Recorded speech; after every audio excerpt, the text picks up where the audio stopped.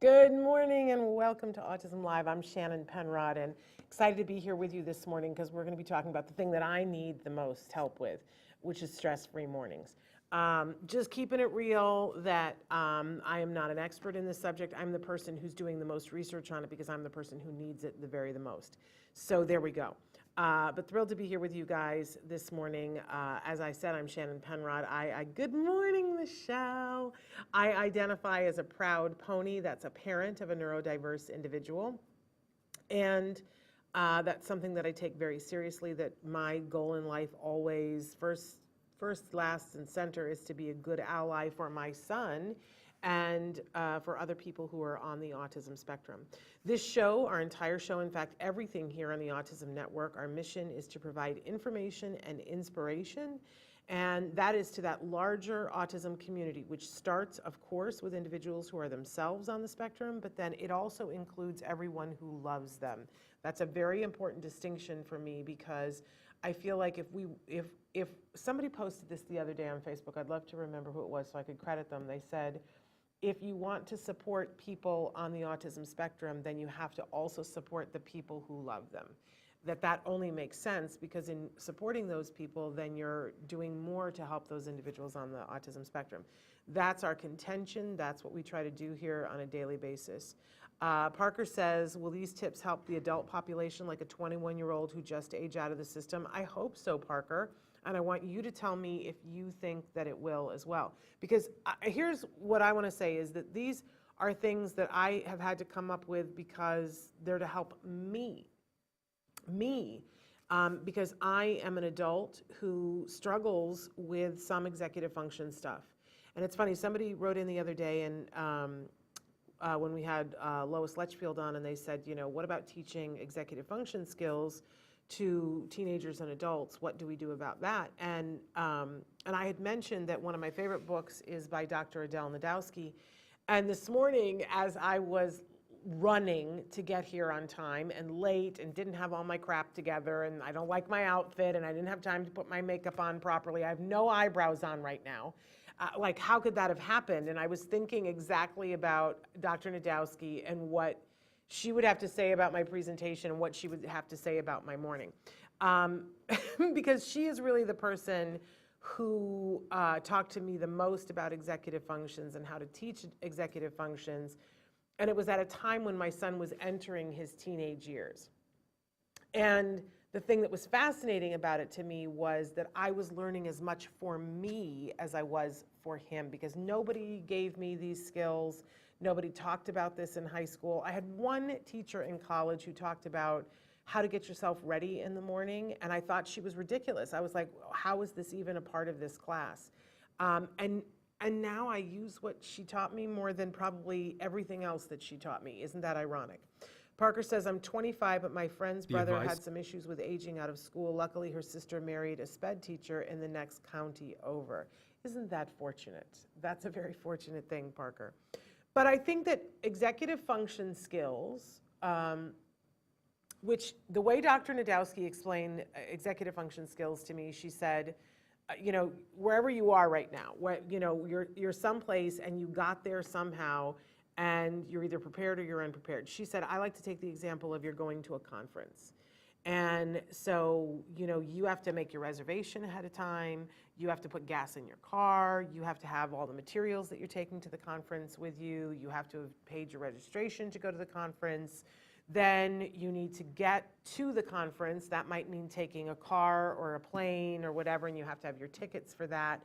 Then you get to the conference and you have to check in and into the conference, and you have to check into your hotel. And it's all these little things, these little steps that you have to do in order to be sitting at the conference ready to take in the information for the conference. Now, you could change conference to school, work, you know, going, you know, to a doctor's appointment, anything, but it takes all of these little itty bitty steps to get there. And anywhere along the line, you can get thrown off.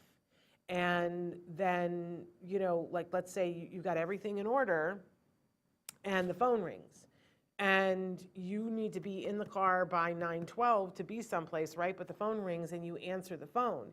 because you got distracted from what your goal was and you answer the phone because you have that FOMO, fear of missing out. What could it be on the phone?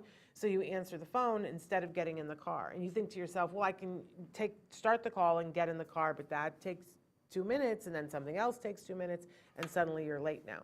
So executive functions is being able to set a goal, something that you want to do, and then identify what the steps are to get there, and then check in regular intervals to say, is this working? And I think that this is very key with what we're going to be talking about this morning, these stress-free mornings, because what I was doing this morning wasn't working. Okay, but first let's say this. We're live right now on Facebook, YouTube, Twitter, and about a dozen other sites. Traven's going to start to show those to you right now. I like the little sun, our early morning sun there, Traven. We also are a podcast, and we're available pretty much any place where you can download a podcast for free. I like to put that little asterisk after it because we're not on subscriber podcasts. I keep trying very hard to make sure that this is free to all of you. Parker says routine is key. That's absolutely true. If one little part of the routine is off, meltdowns can occur, and that's not pretty. But we have to plan for, we plan, and then the next step in executive functions is checking to see if it's working, and then we also have to troubleshoot when it's not working. And so if something goes off the routine, we have to be able to have a skill set to be able to deal with it. Joannie, good morning from the suburbs of Philly. So glad to see you here. Okay. So really, this is for anyone, whether it's a teenager, an adult, on the spectrum, off the spectrum, to help us to have stress-free mornings. And I do think that one of the things that's important about this talk is that we acknowledge that, first of all, we are people who can model behavior for other people.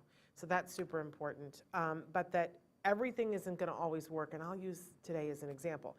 Now, I do want to say, I say this all the time, that as I mentioned at the top of the show, I'm a parent. I'm not an expert. I am not a BCBA. I'm not a psychologist. I'm not a doctor. I'm not even an expert in anything. Even putting on my own makeup, as is evidenced by today. So these are parent-to-parent tips. This is a parent saying, here's what I'm trying to do, and you guys can write in and say, here's what you're trying to do to make this easier. We've started this new thing when we do the top 10 tips that I'm going to motor through them really quickly and not really do a lot of explaining of what they are, but just to give you a feel for what they are. And then I'm going to go back and we're going to go through each one with a fine-tooth comb, because I think I actually have some suggestions for each one that will actually help. They're going to sound a little like rudimentary if, as I power through them. But if you want the whole thing, go back and watch that. So here we go. Let's motor through this. Top 10 tips for reducing stress in the morning routine. This is a parent-to-parent discussion. Okay. First, I forgot. First, I want to say why. Because it sets everybody up for success, you and everybody else in the house. There's only one day we get. We never get to relive this day again. So we might as well make it really good, right? Our kids are worth it, and we're worth it. That's why, okay? We're going to come back to that. Number 1, streamline breakfast and lunch. I'm going the opposite way here. Streamline breakfast and lunch so that it's easier for you. Number 2, create a positive get-out-of-bed moment. We're going to have fun talking about this in a second. Number 3, streamline dressing. This is where I totally messed it up this morning. Okay, number 4, put on your oxygen mask first. All right, number 5, pack the night before. I also blew that this morning. Number 6, use visual schedules and prompts. We're going to talk extensively about this. Number 7, praise, praise, praise, praise, praise, praise, praise. It is probably the most important thing for making and it's praise for yourself too, right? We're going to talk about this. Number 8, create pleasant leaving moments. This is where a lot of us kind of, we're too tired by this point. We don't get this done, so we're going to lock this in. Number 9, model breathing. Not that this is a model that she's breathing. We need to model breathing for our kids. If we can't do it for ourselves, let's do it as a modeling exercise to show them what it looks like when somebody is breathing to get ready or get out the door. Number 10, send them off with love. This is probably one of the most important things to me that is overriding, capturing the whole thing, because when you think about, you're going to take your child and take them somewhere. Now, it might be that you're taking them down the hallway to a therapist because they're going to be working at home with a therapist, or it might be that you're taking them next door to grandma's, or it could be that you're driving them across town to take them to school, or it could be, in my case, that you're driving them across town to get them to college. But we're sending the people that we love the most on this planet, the people that we want to protect and be an ally to the most on the planet, away from us, and that we need to make sure that we are setting them up to go into their day with the best possible feeling. I think you'll find that if we do that, then we'll also be setting ourselves up for the best possible day.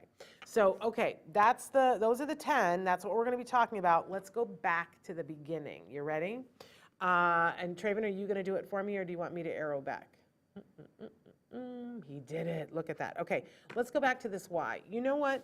I always say that our why is probably the most important thing, because if you're not motivated to change it, it's not going to happen. If you don't care about the fact that your mornings are stressful and that you end up going wherever you have to go in tears, and your child is frustrated and feels like they got it all wrong, if that isn't enough for you, then you don't need to work on it. But if that is not what you want, and let me be the first to raise my hand and say that I really have been saying the last couple of months that I got to change my morning routine, because I have been a crab in the morning. I've been like yelling at people and like, I'm always late and so I'm really working on it. And I really have to get very clear with myself that it has to be one of the most important things to me, that I got to set the day up for everybody, because it isn't just me. That's not my reality. I can't speak for all of you, but my reality is that if I get up and I'm in a bad mood, it affects everyone. It affects my 2 dogs. It affects my husband. It affects my son. It affects my coworkers. It affects the people that are driving on the highway with me. It affects the friend that I talk to in the morning. So I have to take some ownership of that and say that we all are little circles of influence, and what we are experiencing affects other people. And that I can't just decide to be miserable in my own little pocket of mornings are hard, because mornings are hard, right?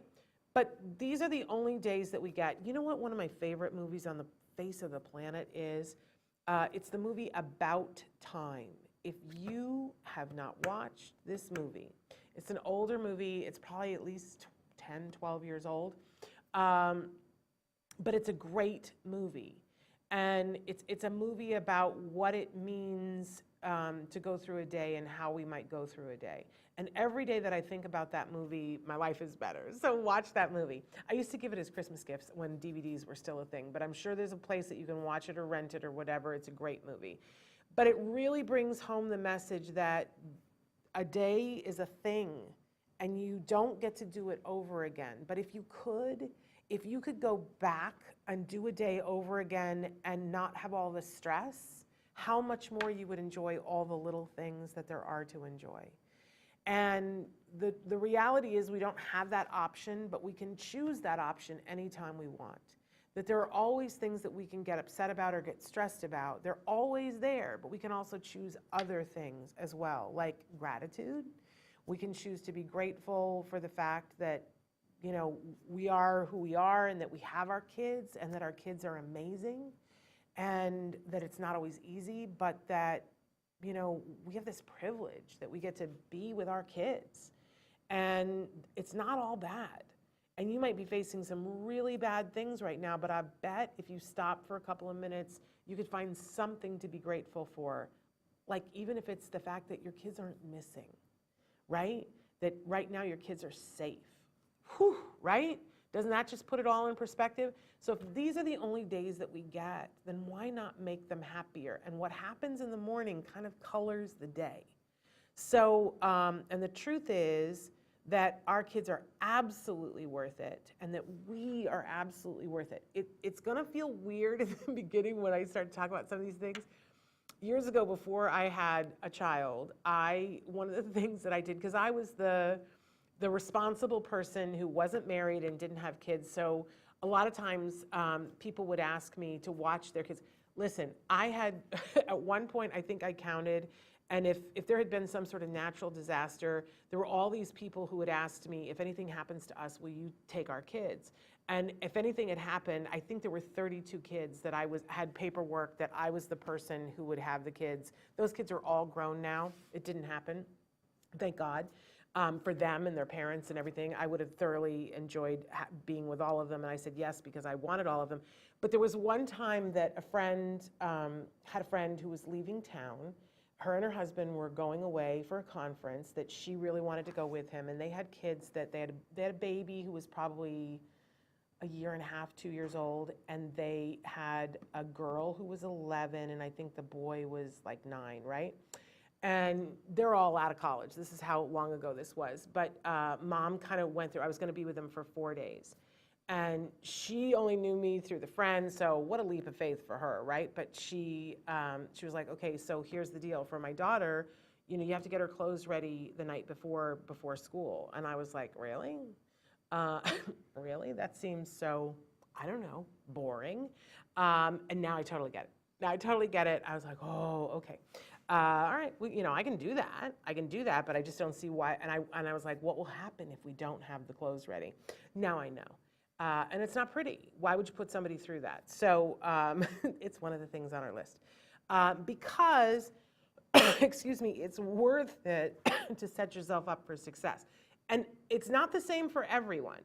Like there are some people that need that thing of getting up in the morning and looking in the closet and picking out the thing. And if they can do it quickly, and if it doesn't stress them out, that's fine. So this is not a one size fits all. But let's start with number one here, shall we? So the first one is, I don't know why it didn't go for me, Traven. There we go. Nope, I think I double did it. Okay, streamline breakfast and lunch. So look, food is important. Nutrition is important, and you don't want to send yourself or your kids out the door without food. Now, there's a whole bunch of people who are going to argue with me and say that breakfast is not the most important meal of the day, and I'm going to say to you, I don't agree. I don't agree. Having been a teacher and having sat in classrooms where kids didn't get breakfast, I'm just going to say I don't agree. That at some point, and maybe it takes you an hour before you're hungry, and I hear that from a lot of people. I can't eat for the first hour, the first 2 hours when I get up. That's fine, but then you have to pack something so that you can eat when it's time to eat, right? And if your schedule allows for that, great. They don't usually, I mean, you could say to your kids, teacher, look, they can't eat first thing in the morning, so I need for them to have a mid-morning snack, and that's going to be when they have their breakfast, right? That's customizing this for who you are, but kids need to eat before lunch. Really, everyone needs to eat before lunch. I love the term hangry because I think it really describes the state that a lot of people get in, but it's not just angry that people get. People get depressed. People get anxious because when your body starts sending signals to your brain going, I need food or water, because this is also about hydration, it means you're already past the limit and your body is saying, danger, Will Robinson, danger, right? And I don't think we want to get our kids into that state. You know, they've done all kinds of research about keeping your blood sugar level, which means eating at regular intervals. And when we don't have our blood sugar straight, ooh, it's not pretty. Parker says, what about if there's food aversions involved? Like I know a person that only eats a certain brand of potato chips, for example. Here's the thing. I'm going to say this, and then everybody can argue with me. But if you have to be out the door Monday through Friday because you're going to school, I would say on Monday through Friday for breakfast and lunch, we don't work on aversions. We're not trying to, I mean, like I've got this terrible picture here that's got all the kale. I am a vegetarian. I'm a vegan, and I don't even like kale. But this was the picture that I found. But I did like this because it's sort of non-traditional. Like my son, when he started going to school, I noticed he would come home every day and we would pack a lunch because he was gluten-free, dairy-free, and he would come home and he would not have eaten any of his lunch. In fact, he would come home and he would sit down and he would voraciously go through everything that was in his lunch, like in the car or right as soon as he got home, and I would go, why are you not eating lunch? Well, some of it was that it wasn't reinforcing enough what I had packed for lunch to get over the fact that he suddenly had all these people to socialize with, and that took up a lot of his bandwidth, right? And some of it was just like too time intensive. But you know what we started doing? We started going on Sunday afternoon, and we would get a pizza from the pizza parlor that made the gluten-free, dairy-free pizza. And we would segment it out and put pieces of pizza into easily openable Ziploc bags. And we would stick them in towards the end of the week, we would stick those ones in the freezer, and the other ones we would stick in the refrigerator. And people were like, your kid has pizza for lunch every day? And you know what I want to say to that? It involves my middle finger. You do what you have to do. It was important to us that we not be setting off fireworks for him, but that he got nutrition. And we noticed that he would eat the pizza for lunch, and it was relatively healthy pizza, right? Everybody needs to get over it. It's food. They need nutrition. It wasn't flaming hot Cheetos. You know what I'm saying? So I think if your kids have to be somewhere, and I said Monday through Friday, but the fact of the matter is if they have to be there on Saturday and Sunday too, where you need to be going someplace and there's other stress factors, do the thing that they will eat, I guess within a certain amount of reason. If all they want to eat is ice cream, that's going to be really hard to do. And it's not going to be good nutritionally. So, all right. I just started making GFEG pancakes over the weekend and just reheat. Man, was that helpful. That's fantastic, Joanna. You know what I love? Trader Joe's makes a frozen pancake that's gluten-free, dairy-free. I don't know if you have Trader Joe's where you live. They also make waffles.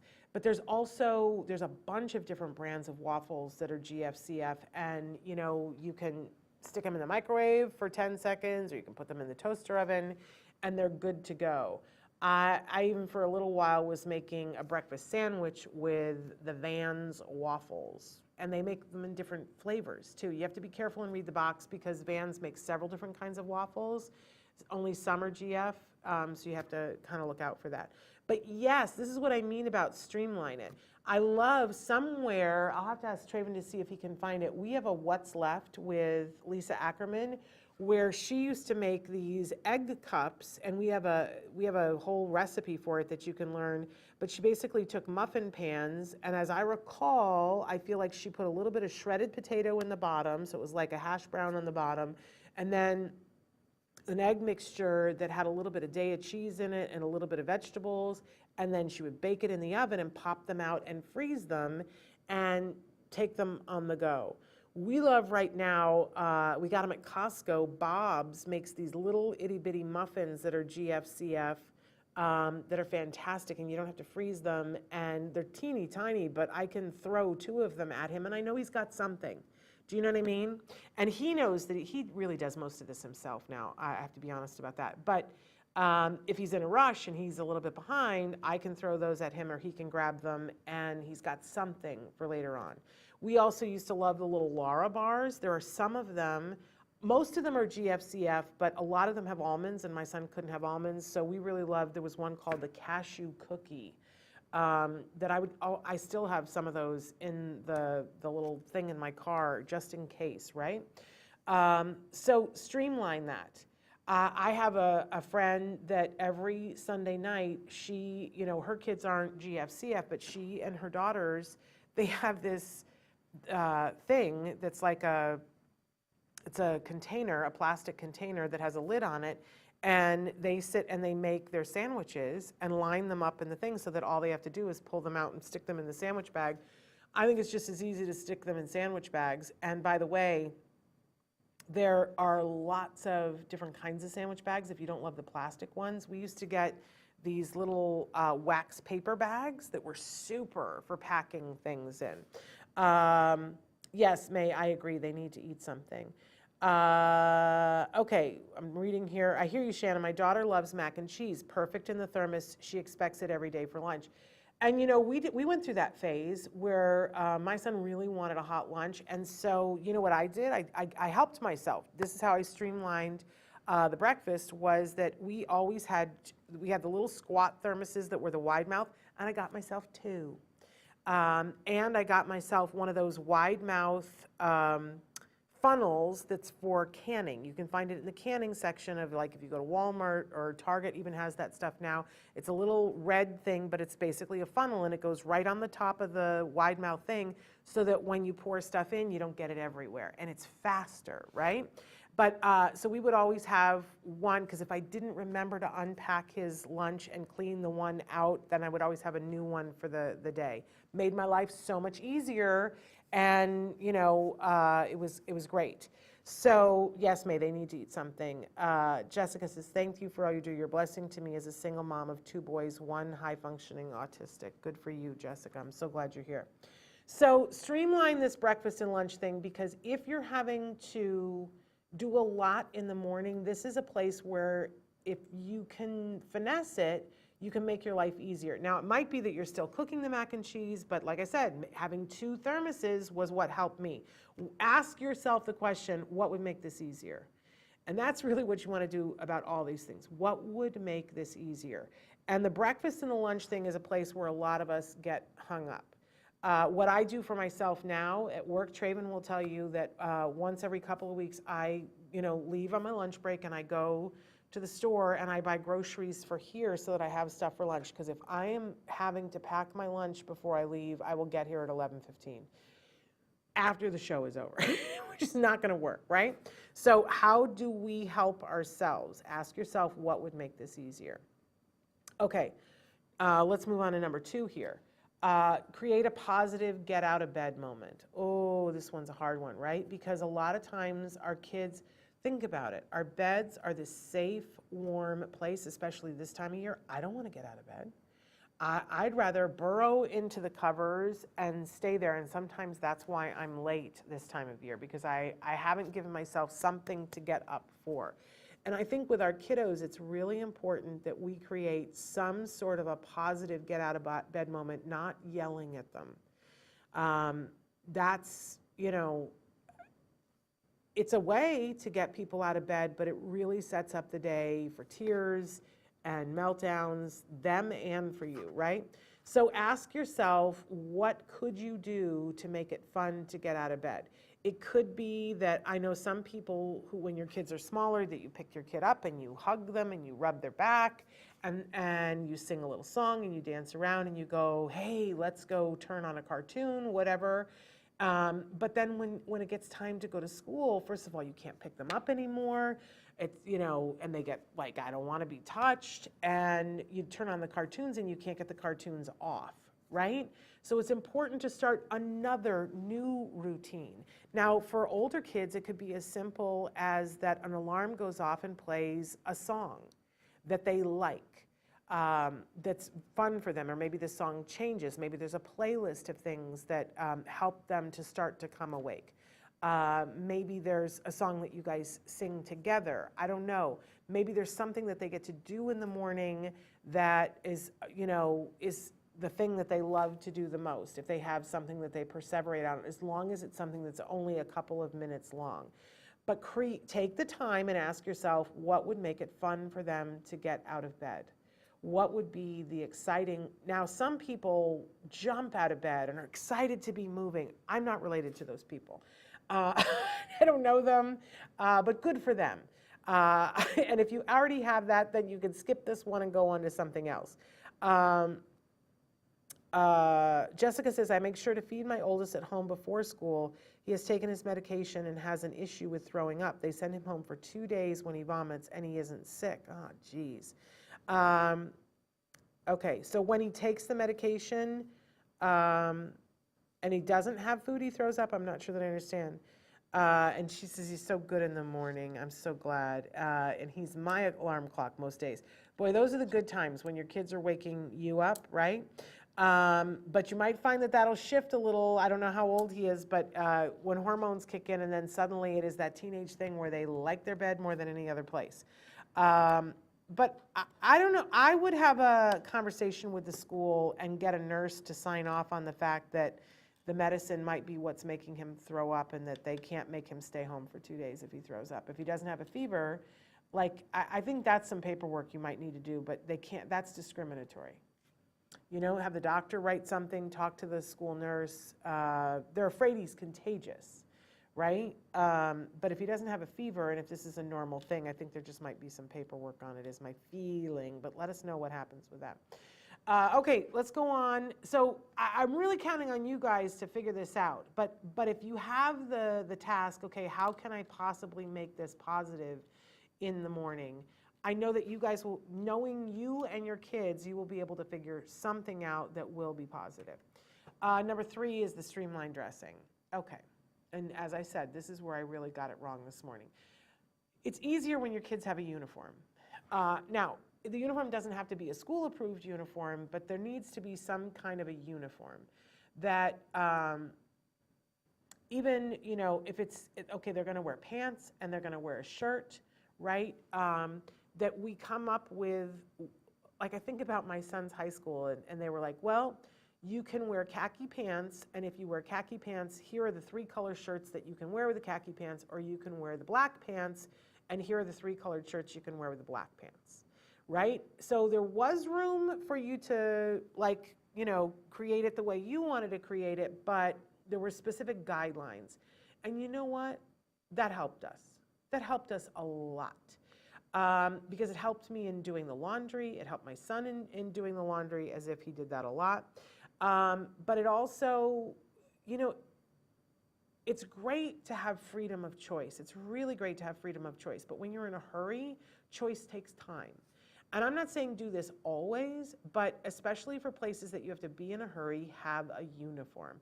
I have a uniform that I wear here on the show, right? I always go to the store and I look at all the pants that are different colors and I go, just do the black pants. Just do the black pants. Why do you have to be difficult? Just do the black pants. Now on the weekend I can wear whatever color pants I want. I can wear wackadoo pants, I can do whatever. But for here, if I, and I put on leggings today, because I just really wanted to wear leggings today. And then it was, you know, mayhem. Because you can't wear every top with the, you know, anyway. Make it easy on yourself. If you need to for your child, like take pictures of this goes with this and hang them on the wall, or put, you know, depending on where developmentally your child is, you know, if it's, I hear parents say all the time, well, it's the dead of winter and he's wearing shorts. Well, maybe it's time to take all of the shorts out of the drawers and put them someplace and label it summer clothes, right?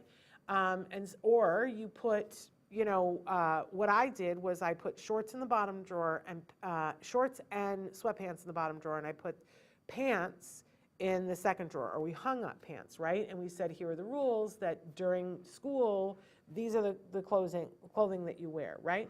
So that it becomes a little automated, but within the automation, notice I said streamline, not totally automate, because we do want there to be a level of choice. Okay, so you can wear these 3 color shirts, you pick which one you want to wear, but that when you're buying the clothes, you have that in mind. Do you remember Granimals?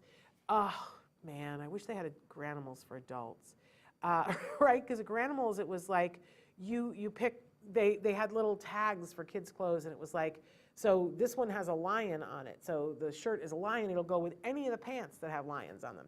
We could do that for our kids if we just say, so this goes with this doesn't go with this isn't appropriate for school, this is, right?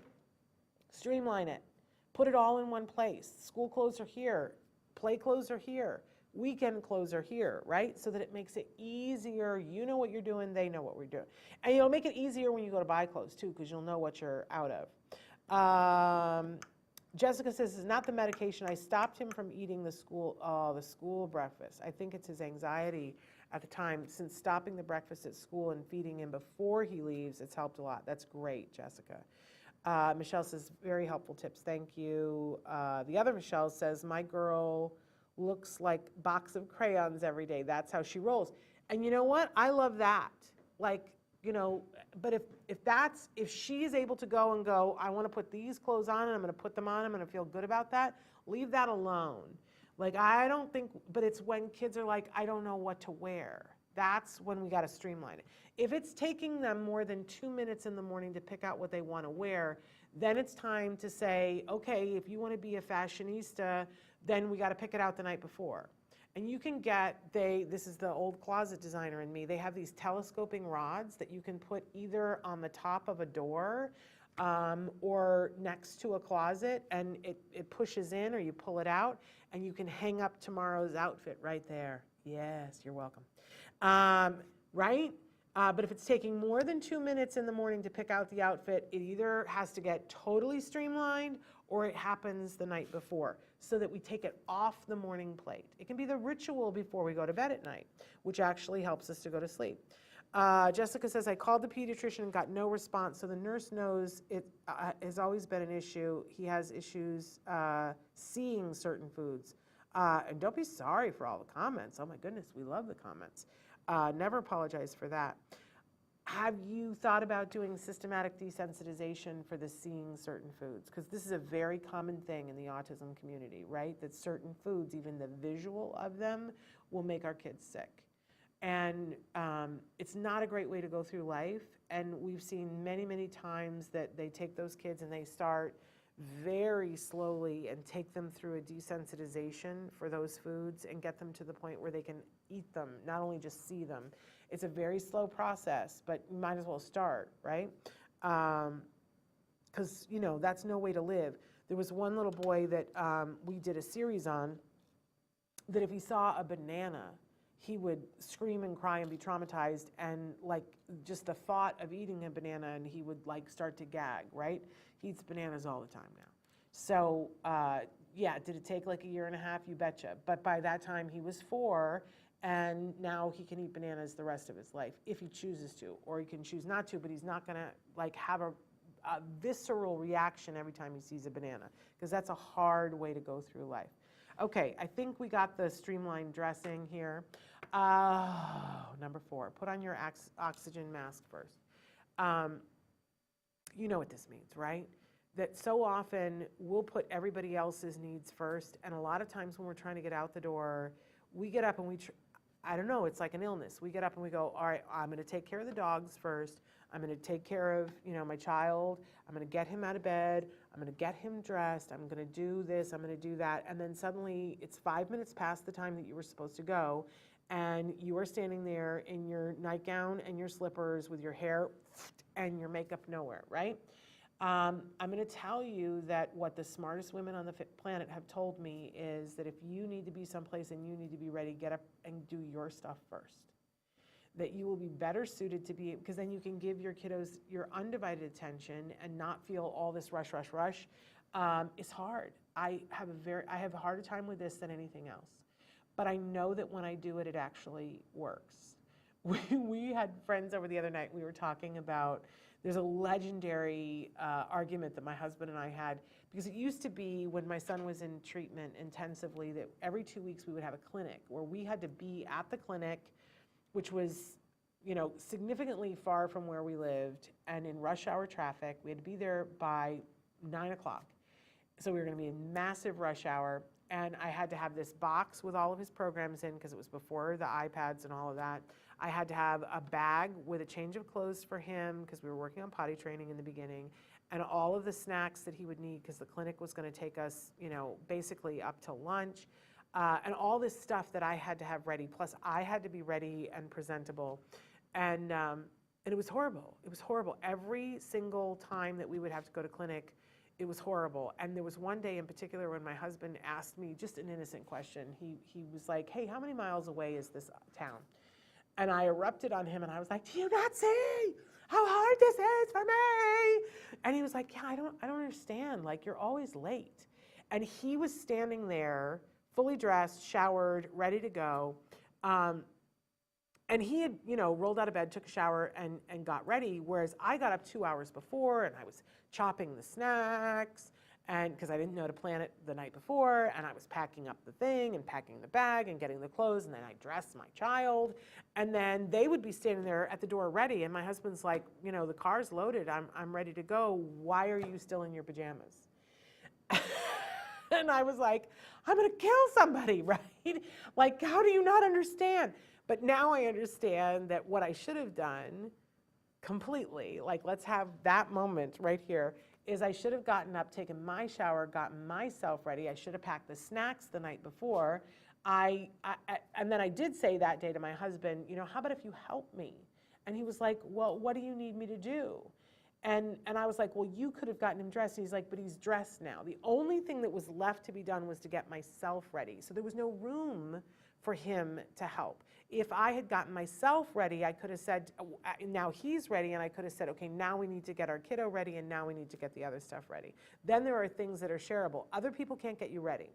So get yourself ready first is the moral of this lesson.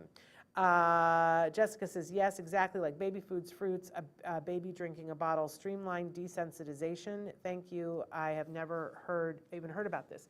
So desensitization is something that you can, systematic, not streamlined, systematic desensitization is something that you can look up, but basically it's a process where we take something that is aversive and we don't flood them. That's the opposite of systematic desensitization.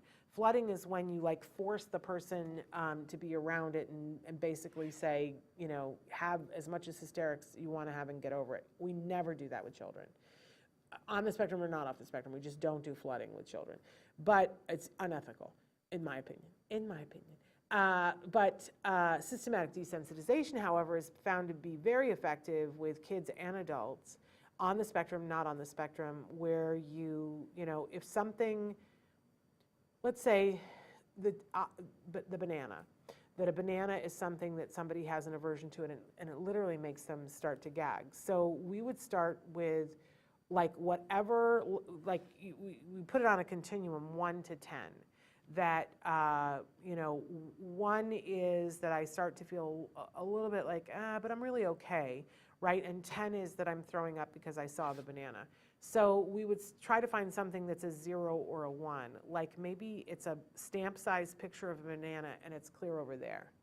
And once he can tolerate that, then we're going to move to either a bigger stamp or a closer stamp or whatever, or maybe we're going to move to a toy banana, something of that nature, and we'll set it over there. We're not even going to bring it up. We're not going to talk about it. But if it can sit on the edge of the desk and he doesn't have a reaction, then we slowly, make the banana get closer, and it gets more 3D and it gets more real until the banana is sitting there open right next to him. We're not asking him to eat it, but he can bear to look at it, right?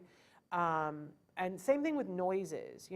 If kids get really freaked out about the bell at school, we can lobby the school and say, get rid of the bell. We can do that, but then what happens when there's someplace and a bell goes off someplace else, right? So a lot of times what we pick is systematic desensitization, and we record the bell, and we have it with a tape recorder, and we have it at the lowest setting where it's only a dog can hear it, right? And then we slowly inch it up until we see that it's starting to cause agitation, and then we turn it back down. So we keep it at a level where it isn't causing agitation, right? But slowly what happens is the nervous system is able to take just a little bit more. That's the systematic desensitization. You can do it with all kinds of things. It's really helpful to be using an expert to do it, but you can find out so much online, and we've had Dr. Grant Pichet talk extensively about systematic desensitization on the show. Joanne says, absolutely, I get up at least 15 minutes earlier to make sure I can get dressed. If not, it's pajamas for drop-off, LOL. Oh, you are my sister from another mother, right? I remember the time that Jem said to me, can you please not come to school with crazy hair anymore? Yeah, because that is what would happen. Okay, so put on your oxygen mask first. I can't say that enough. And why? There we go. No, I missed one. 5, pack the night before. We've already brought this up a bunch of times, and I think it makes a certain amount of sense. Anything that can be packed the night before, do it. I blew that this morning too. I'm currently bringing 2 computers to work because I'm switching from one to the other, and I'm terrified that I'm going to need something on the old computer, so I'm making myself bring it still. And I was working on both of them last night, and I was like, oh, I'll just do it in the morning. And of course, I said that about a dozen things, and there I was late this morning. So pack what you can the night before and have it be part of your nighttime ritual for yourself. And you can also start to instill this in your child at any age. If your child is 3 and they're going to daycare in the morning, have them go through a thing at night where we go, okay, where's your bag? Let's go. And that can be the ideal time to take anything out so you don't have rotting food in the bag, and to pack it for the next day and say, do you have this? Do you have that? Do you have whatever? And pack it the night before so that they start to get in that regimen too. You can model the behavior, do it yourself, and teach them to do it. It's really never too early to teach your child, even if it's just one thing, to their favorite thing. Like you're gonna want to take your favorite bear to Nani's tomorrow. Let's put it in the bag tonight so we know where it is, right? And that's a great way to be. I have the picture of the rocket taking off, because when we want to launch in the morning, we want it to be successful. They don't ever get to launch that morning and go, let's put the stuff in the spaceship now. Not ever. Never happens. Never. So pack the night before. Learn from the astronauts. Yes, Johnny, you've watched this show for many years. I have some crazy hair. You've seen it. Okay, use visual schedules and prompts. I put the clock there, an analog clock, because one of the best things that I ever heard a parent say about the morning routine was that our kids don't understand time the way we do. Time is an entirely different thing to them. And she would stand there and say to her 2 boys every morning, you're gonna miss the bus. You're gonna miss the bus. Why aren't you getting ready? You're gonna miss the bus. Every morning, it was just a routine. And then they said to her, how about this? How about if you make a fake clock that looks like this sucker here, and you set the things at the time that it is that they need to walk out the door to go down to the bus stop. And you put it right next to the clock on the wall, and you say to them, when the clock looks like this, that's when we have to leave. And the parent was like, what? That's not gonna work. You don't understand how my boys are. And they said, well, let's just try it. And of course, she put it up, and the boys were like, oh. And they were like, it's time to go. We have to go now. Because they knew, because they understood. Because time wasn't this amorphous thing that made no sense to them. They were like, now is when it's time to go. And they were reminding her. And she went, whoa, why didn't somebody tell me about this before? Right? So it's that question about, how could I make this easier for myself and for them? What do I need?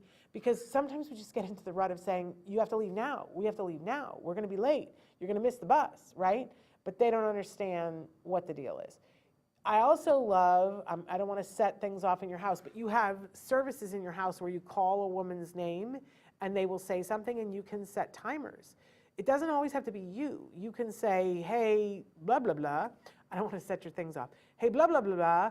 Set a timer for X time to remind us it's time to go outside to get in the car, catch the bus, whatever it is that you got to do, right?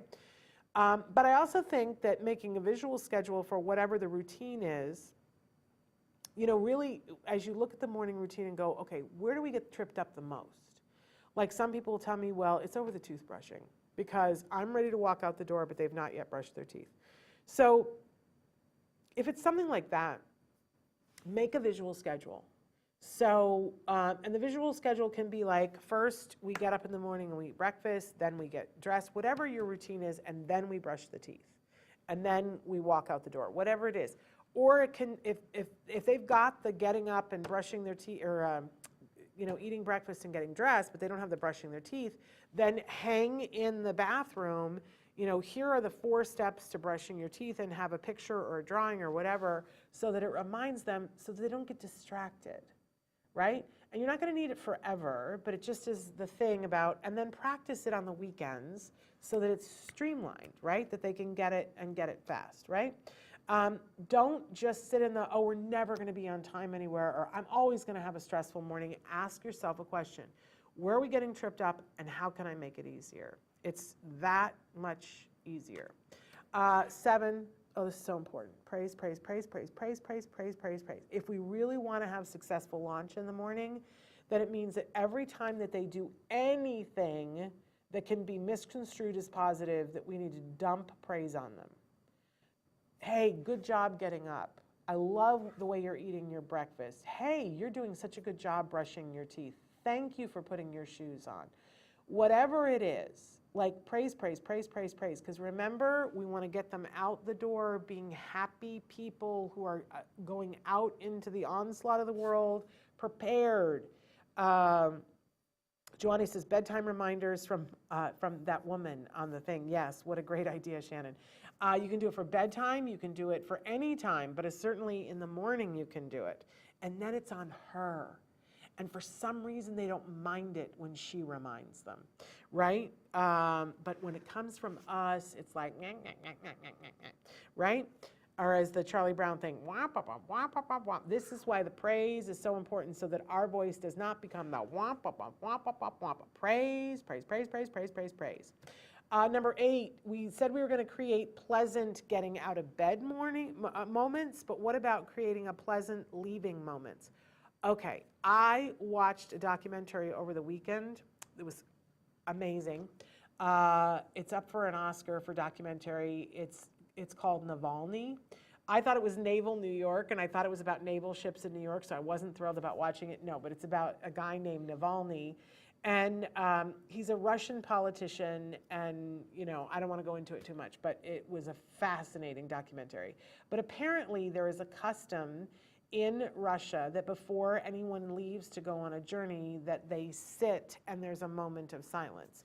And but for Navalny's family, they have this ritual that they do, that they say, okay, they're getting ready and it's like time to go out to the airport and everything, and they go, oh, we have to sit first.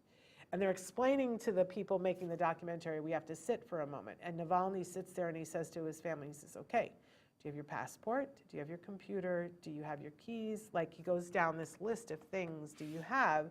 And then when they all say they do, he goes, okay, and the whole family gets up and they go out the door. But later on in the documentary, one of the other Russians reminds them, it's not about a list, Navalny. Alexei, it's not about the list, it's about having a quiet moment, about sitting for a moment. And this is what his family does, and it's a ritual that we sit for a moment before we go. It can be anything that you want. It can be like there are what are the things that my Jewish friends have on their doorway? Is it a mazithra? What? No, that's an instrument. What is it called, you guys? I can't think what it's called, but it's put on the doorway, and before you go in or out, you touch that because it reminds you of who you are and what your purpose, and that you're going someplace with purpose, or coming home and bringing, the purpose home with you, right? Have a leaving ritual. It can be a little dance that you do. It can be a handshake that you guys do. I'm doing the Happy Salmon, if you haven't played that game, so fun. It can be, just a checklist that you go, okay, let's stand by the door and let's, you can say, so I always say to my son, who loves you? And he always says, you do, right? It can be something as simple as that. But have some sort of a ritual that kind of interrupts the rush, rush, rush pattern before you get in the car. For myself, I used to have, and someone gave me this, that whenever it was so hard to get him in the car seat. Ooh, there was a time it was so hard, right? And I would be so stressed when I would drive out the driveway, and somebody said, don't do that. Give yourself, get him in his 5-point harness, and then sit in your car seat, in your seat with your seatbelt on, and take 3 breaths. And I didn't think about it, but I was doing number 9 for him then.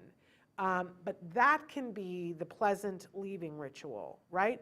Or it could be you get to have your iPad, or whatever. But make something that makes it pleasant that we're leaving, because we're always asking our kids to leave the nest, which is, I hope, pleasant. But then we have to go out, and sometimes we're shocked that they're reluctant to leave the place that we made safe. Make the going something that's also safe, is my suggestion. Is it a mezuzah? I just couldn't think what the name of it was. But okay, number 9, what I was talking about is model breathing. That, look, you're gonna have all these things in place, but it's not always gonna work. And when it doesn't work, going back to Parker's thing at the beginning, we have to model what we do when it doesn't work. We have to show them. It didn't go the way I planned this morning, and my clothes weren't ready, and my bag wasn't packed. And what I really needed, my son wasn't awake, but what I really needed to do was stop and breathe, if not for myself, to model for other people, wow, yes, this is what works in this moment. we have the ability to reduce our children's stress by simply modeling breathing. Stop and think about that. That is a powerful tool. You don't have to pay anything. You don't have to go buy anything. You can just do that right now. Whenever you are stressed, stop and take a breath and have your child see that on a regular basis. Okay, and then the last one is to send them off with love. Sometimes the morning ritual goes completely down the toilet, right? And it's terrible, but this is super important to me, especially of late, because I wasn't doing this. I'm just being honest, just being real. I was like given a 15-minute lecture before I would dump a certain person off. And I was reminded that that is not conducive for anybody to have a good day. That, you know, the thing that I want the most is to send that person off into the world feeling like they can do anything. That's not new, that's not gonna change, that's how I've always felt. That's how I'm always gonna feel, but I wasn't walking my talk and I wasn't setting him up for success. That if we're gonna send them out the door, we always send them off with love. Nobody knows what's gonna happen today.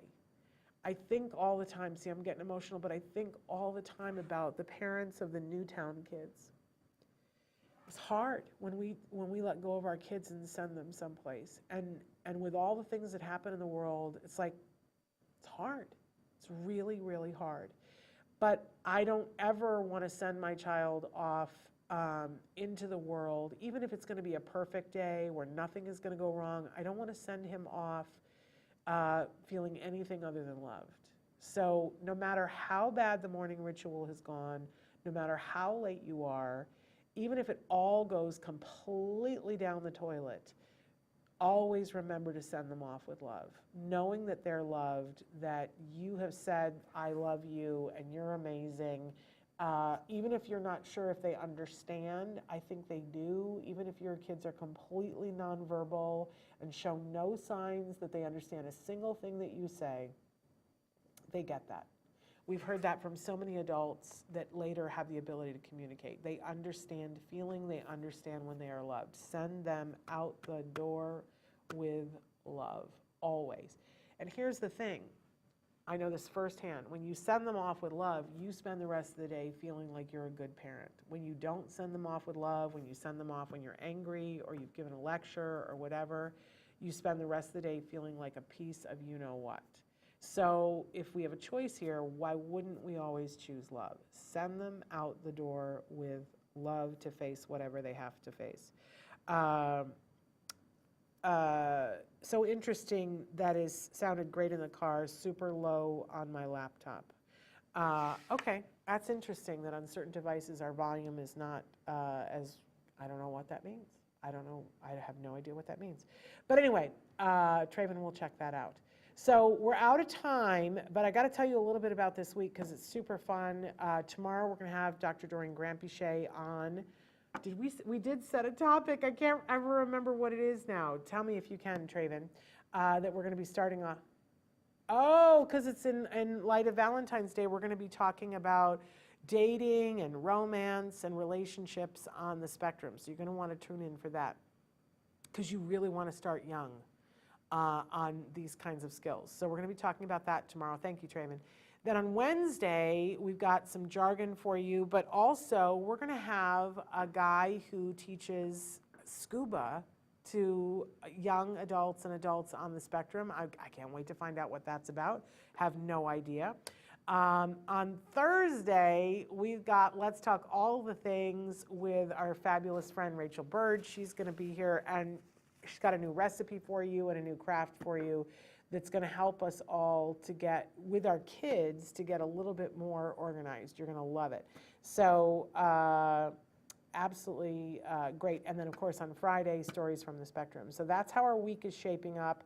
We hope you'll join us for all of that. I also want to remind you, we teased this last week, but we are in the full-on mode now, and you're going to start to see things about this, that we have chosen for the month of April.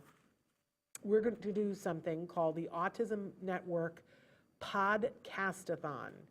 44 hours nonstop live. Yes, you heard me. 44 hours. This is what we're going to attempt to do. 44 hours live stream.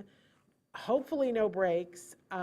It's going to be crazy. It's going to start on April 4th. It will end on April 6th. You're going to want to be here. We're lining up all kinds of celebrity guests and experts. And we hope to have a ton of different charities and other podcasts who are going to be, because we can't do this by ourselves.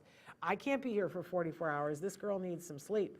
So all of that, it's free to you.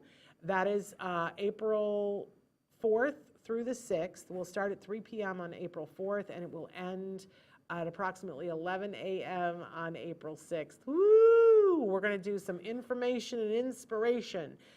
We're calling it the Podcastathon, the Autism Network Podcastathon. 44 hours. 44 hours. Can't wait. So we're going to be giving you more information about that. And we are also getting some great giveaway things that we're going to be giving away some pretty fabulous prizes throughout the Podcastathon. So looking forward to all of that with you. But tomorrow, Dr. Doreen, until then, give your kiddos a hug from me and one for you too. Bye-bye for now.